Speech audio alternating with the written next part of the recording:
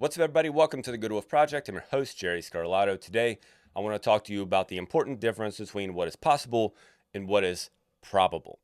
Because so many people make choices in their life based on what is possible, because just about anything is possible, instead of what is probable. And that goes two ways. That goes in the way of making higher risk choices that promise instant gratification and instant result, and on the other end, not making choices to do what's necessary because you don't think that you can actually achieve your goal. You'll take the instant gratification, you'll take the quick fix, you'll take the, fast path there because it seems easy, it seems quick, and if it promises something that can give you some quick outcome today, then sure, I'll go ahead and take it. But on the other end, you don't believe in your capabilities of actually doing the work to achieve the result. But if you actually look at the number of people who have achieved what you're trying to achieve, the number is probably very high, in the millions very easily, of the number of people that have built a multi-million-dollar business, that have lost 50 plus pounds and kept it off, that have achieved ultimate love in their relationships. Whatever the thing is you're trying to achieve, there are millions of people that have achieved it, but they put in the work. They were willing to pay the price of achieving that goal. And the price means paying attention to it every day. Over here, when you make a choice on what's possible and you make instant gratification choices, you're not paying the price. You're trying to skip 35 steps to get to step 36, and then maybe you only have to take a couple of other steps after that. And that's why it's important to understand the difference between these two ideas. But first, before we jump into that, if you don't have the daily 1% email, I encourage you to get that, because this is one of the topics that I talked about recently in one of the emails. And one of the reasons that I'm expanding on it is because it is such an important topic. But I first introduced it during one of the daily 1% emails. These are emails that I send out Monday through Friday that help build mental toughness, mental resilience, help build your growth mindset, and build you into the type of person that is needed to achieve the goals that you want in life. Because who you are today cannot achieve what you want to achieve tomorrow. Doesn't make you a bad person. Doesn't mean that you are dumb or stupid or anything like that. It makes you human. You literally don't have the skills and abilities today to achieve what you want to achieve tomorrow. That's just the way that it is. These actionable steps, the daily 1% email, will slowly, 1% at a time, build you into that person so that when the time comes for you to become and fulfill your ultimate purpose in life, you are ready and prepared for it. So I'll encourage you to go do that. goodwolfproject.us/daily is where you can go to get yourself signed up, and you can start getting those emails ASAP. So let's start pulling apart the difference between what is possible and what is probable, so that you can start making more rational decisions in your life and start getting different outcomes in your life. Start putting things into practice so that you can start to see a change in what you want, what you're trying to accomplish. Because we're all trying to accomplish something in life. Whether we're doing it consciously or unconsciously is up to us, but we're all working to accomplish something. And if you consciously know that there is a big vision in your mind that you want to accomplish, a big dream, a big business you want to build, a strong relationship you want to have, a body that you want to transform into, then you have to start making different decisions today through a different lens to start to get to those outcomes. Because so many people make just junky, terrible, unconscious decisions based on a promise of quick results, instead of recognizing the unlikelihood that they'll get those results if they choose that path, if they choose that thing. All right, what's the difference between what is possible and what's probable? Well, I'll go ahead and say first that this conversation has nothing to do with understanding statistics. When I say probability, I'm not going to suggest that you go and you do statistical analysis of a decision so that you can see how probable it is. If you understand one basic concept, one general idea, one word, if you understand that word, then you can understand the difference between what is possible and what is probable. This doesn't require you sitting and doing a long, like a drawn out, getting a calculator out, trying to figure out. It's not about that. It's just about looking around you for a second and going, uh, what's the likelihood that this actually works? What's around me that shows me that this is actually going to work? And when you look around you, what are you looking for? What are you looking for when you look around you? Whether you're looking in your own history, you look back and you're like, hey, have I done this before? Or whether you're looking at other people and their outcomes and it's like, oh, hey, has this happened before? What are you looking for? Evidence. You're looking for evidence. And that's the main difference between what's possible and what's probable. What's possible, I can't remember the perfect exact definition of possible, but it's essentially something that can be done. And if you look at anything is possible. Quite literally, anything is possible. Anything. Yes. Anything. I'm telling you, anything is possible. The question is, what's the evidence that it's been done, that it can be done sooner than later, and what kind of time horizon are you talking about? So let me give you an example. Human beings flying on their own accord. I'm not talking about airplanes or anything like that. I'm saying a human being can literally just stand on the ground and then suddenly start flying like a bird. If you thought about that today, you're like, no, that'd be impossible. Well, of course, that's absolutely impossible today. But on a long enough time horizon, it's possible. A human being could evolve into something that could fly. I know that to be true because if you look at human beings where we started, we were not quadrupeds. I'm sorry, we were not we were not bipedal. We didn't walk on two legs. We generally were quadruped. Apes, monkeys, like that's where we started. We have evolved into what we are today. We didn't talk back then. A million years ago, if you were like, hey, two apes are sitting there talking to each other, impossible, right? That's what I'm saying. Well, no, that's not possible. Well, a million years later, here we are. We are upright human beings. We are sitting here talking to each other. Well, I'm just talking and you're just listening. And that's, here.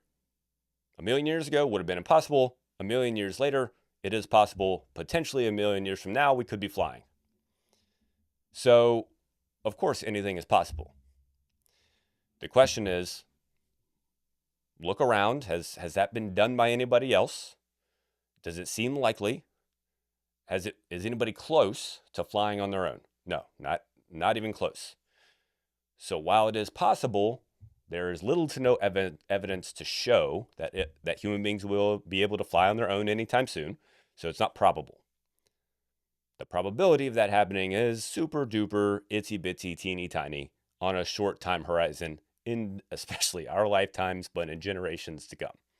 I know that's a goofy example, but I think it is a telling example because people are like, no, human beings will never fly. Well, never say never, because apes could have been saying, hey, we'll never stand up and walk on two legs. But here we are, standing up and walking on two legs. So you have to be able to look over a time horizon, and then you have to be able to look for evidence. If you look for evidence and you find a lot of evidence, meaning it's been done a lot of times and it's all over the place, or it's close, like there's other types of results that are pretty darn close to what you're trying to accomplish, then the probability becomes higher. The more times that it has been done, the higher the probability that you can achieve it. So if we apply this to, say, money, to creating wealth, to having more, to becoming rich, if you want to put it that way, the average person would rather rely on the lottery to become rich than rely on doing the work to become rich. They look at doing the work as, whether that's through investing, through real estate, through investing in the stock market, whether that's starting your own business and growing your own business, whatever these things are, we look at those things as risky. And for most people, they look at those things as not possible for them because they have not done it yet. because they have not done it yet.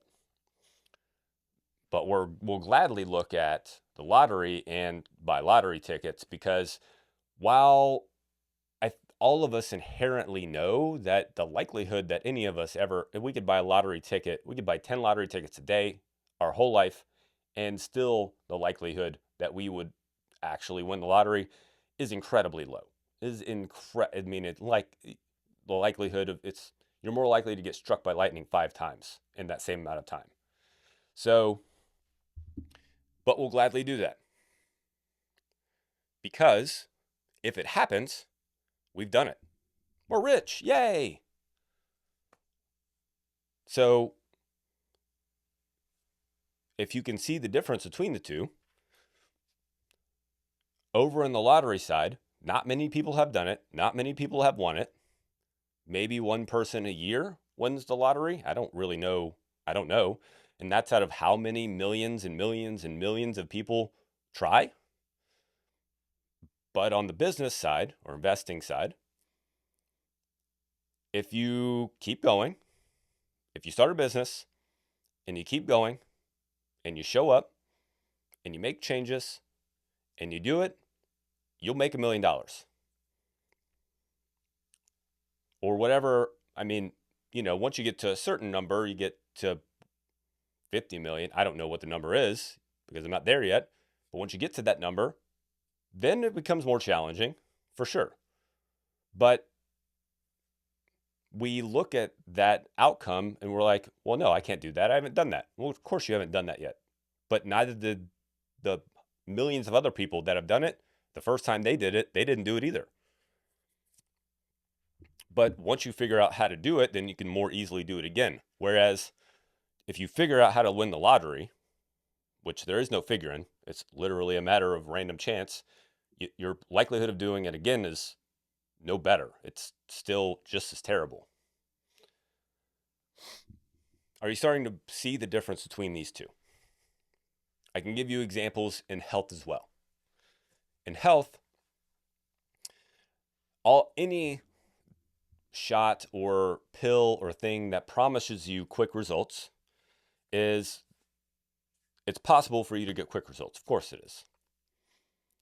All the semaglutide shots that are out right now, the GLP-1 and GLP-2 agonists that are out right now, of course you're going to get, you'll get quick results.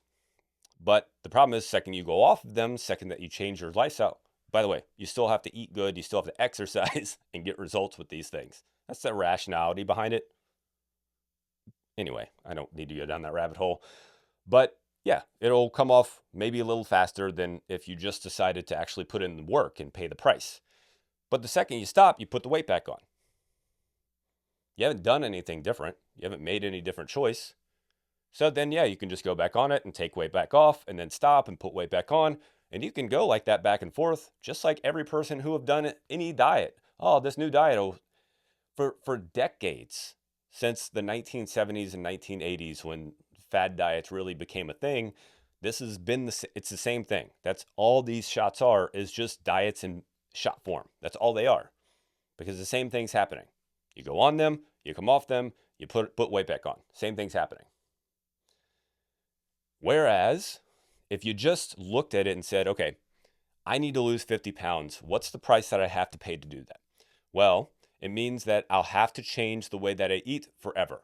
It's not a if, and, or but. It is, I need to change the way that I eat forever. Forever, ongoing. What that looks like can be up to you, but you need to change it forever. I need to do regular movement, and I need to implement it in my life, and I need to do it forever.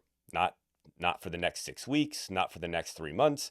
I need to do it forever. I need to improve the way that I sleep. I need to do that forever. That's the price that has to be paid if you want to accomplish that thing, and you want to make it sustainable, and you want to keep it in part of your life, and you want to actually get the results out of it. That's the price that has to be paid. And if you pay that price, then you'll get the result. And generally speaking, you will get much more than what you expected. Not generally. I am certain that you will get much more than what you expected. Whereas if you take a fucking shot, you're going to get not much more than you expected. You'll actually become, from what I can tell, I've never done it, of course, but from what I can tell from research and from anecdote,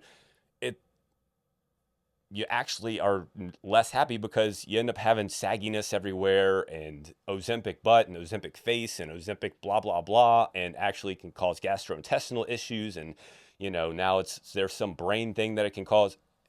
Really. So it's possible that you can lose a lot of weight if you take this shot, whereas it's very probable that you will achieve the outcome that you want if you pay the full price over here. And you'll get rewarded tenfold if you follow through. Pull it apart. You just gotta slowly pull these things apart and start to look and see things differently. So that's what this is about. It's about making different decisions. It's about thinking differently. So the same can be said. I'll give another example. I just think this is so important. So in your own outcomes in your life, I've given two examples. One in building your wealth and making more money. One in building your health and in building your energy. Let's talk about listening to information, creating your own opinions, thinking for yourself. Okay? Right now, today, many people are falling for ideas that are possible. One of them that is very contagious is the idea that Donald Trump is Hitler. It's the idea that Donald Trump is Hitler, which has possibility in it. Because again, anything is possible. Given a long enough time horizon, anything can be possible. The next question after that is how much evidence is there to show that Donald Trump is possibly Hitler? How much evidence is there to show? So, in order to understand that, you have to go look at Hitler and look at who he was and how he riled people up and things that he said and what happened not only in front of everybody, but what happened behind the scenes. Now, of course, you can never get fully behind the scenes, but you can look at results and outcomes and understand. And then you have to look at Donald Trump and look at the same thing. Over his recent history, what has happened, what has he said, what are the outcomes that match that, and start to align them and see what it is. And see if there is high evidence or any evidence at all that shows that Donald Trump can become Hitler or is Hitler. I will go ahead and tell you that the evidence is very low. It is improbable that Donald Trump is Hitler. It is so improbable that I cannot even begin to explain to you how improbable it is, because if you look at the propaganda that Hitler put out, the way that he put it out, the outcomes that were actually happening because of what he was saying, because of what he was actually doing versus what he was saying, and what Donald Trump has done in his, recent past, it is drastically different. So you have to also learn to think for yourself, because it's easy to throw ideas out there that are possible. Anybody can do that. Anybody can I can sit here and say, Kamala Harris is going to be the next, I don't even know the woman comparison to Hitler, or if there would be one, but, I could essentially say the same sort of thing for Kamala Harris. Very easily, I could say that. The truth of the matter is there's more evidence to show that's more likely. I'm not suggesting that it's probable, because it's not probable, but there's more evidence to show that that's more likely. So if you just can insert evidence when someone says something, when someone gives you their opinion, instead of taking it and you just becoming a mouth puppet for other people's opinions, and going and repeating stupid things for the sake of repeating them, take a second to think for yourself and think, what is the evidence for this? What is the evidence that this can happen? Or if someone says, hey, this has been the outcome, and you're like, okay, instead of just taking it as the fact, look at it and go, what's the evidence that this is the outcome? And you might go, oh, okay, that's actually has not been the outcome at all. It's been completely different than that. And suddenly you start to think for yourself, and suddenly this whole new window opens up, and you're like, holy crap, where'd this window come from? And you start to think differently. And that's what this whole, that I think that, I believe that's what life is about. It's just slowly opening up different windows so you can start to think and understand things more clearly, so that you can move closer to and act in more accordance with the way nature is versus the way that we either want it to be or the way people say it is or whatever. When you move closer to the way that nature is, you tend to just have better outcomes in your life, and you tend to be more fulfilled, and you tend to be happier, you tend to be less grumpy, you tend to be less angry at people. But if you do this other thing, you don't. It's the opposite. So, at any rate, how can we start to make different choices? How can we start, especially for ourselves, right? So that we can have the things in life that we want. There's two things to look out for when you're trying to figure out if something is possible or probable and if you can actually accomplish it. Number one is when you feel yourself doubting if you can do something, it's time to look around and see who else has done it. Okay, I call this finding your Bannister. For those of you who don't know who Roger Bannister was, he was the first person to break the 4-minute mile.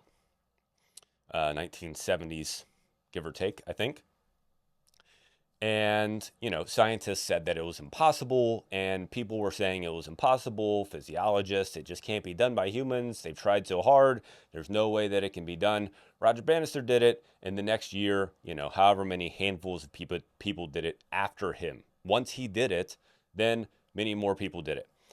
And since then, of course, high schoolers can I'd have to say there's been plenty of high schoolers that have run under a 4-minute mile. So it's clearly not impossible. So if you find people who have done what you're trying to do, if you find your Bannister, then you can go, okay, I can do it. Because you have to understand, in a physical context, I will give you that it is different. So if you're trying to run under a 4-minute mile and you're built like an offensive lineman and you just have a different structure, then yeah, maybe that's not going to be in the cards for you. And that is what it is. But when it comes to accomplishing just things in life, when it comes to, accomplishing things in business or things in your career, even losing weight and things along those lines, then it's just very likely that you can do it. And when you start to look around you and you see the number of people that have accomplished the thing that you want to accomplish, then you can go, okay, well, it's actually pretty probable that I can also do it, because none of those people are special, and that's important to understand. All of the people who have achieved a 50+ pound weight loss, they're not special. All the people that have built multi-million-dollar businesses, they're not special. Actually, those people on average are probably statistically dumber than, people who have graduated higher in their class or whatever. But, because they just were able to just keep pushing forward, they did more. They got more done. So that's just, you just have to look around you. When you start to doubt yourself, look around you and go, okay, who else has done this? And realize that those people aren't special. They're not anything that, they don't have anything different than you, other than they just decided to do it and then just kept going until they did it and then went to the next thing. And that's all. On the other end, if you find yourself wanting to fall for a quick fix, a quick result, something that's going to give you instant outcomes or instant gratification, do the same thing. How many other people have succeeded because of this? And the second question, and this one's important, is what's the potential downfall if I choose this path? What's the potential negative outcome that can happen if I choose this path? And that might give you a different perspective and make you shift your mind to choosing something that is actually going to help you achieve your goal, that has been proven to help you achieve your goal, that has backing to help you achieve your goal, instead of, hey, this has happened once in a million times, so yes, it can happen for you, and falling for that. If you just start to make different decisions, then you can start getting different outcomes. You can start believing in yourself more. You can start achieving more things in your life. And lo and behold, goodness forbid, you actually get the things in life that you're like, hey, this is what, like as a child, what are the things that you wanted in life? What are the desires that you had? What are the things, like you can have those things if you just start making different choices. That's what it comes down to. Okay? Take it, put it into practice. Don't question. Well, do question. That's fine. But recognize that there's a good chance that the decisions that you're making today are not the full price that needs to be paid for the outcome that you want. If you start to understand that, then you can change what you're trying to do. Okay? That's what I got. Until next time, here's to your 1% growth every day.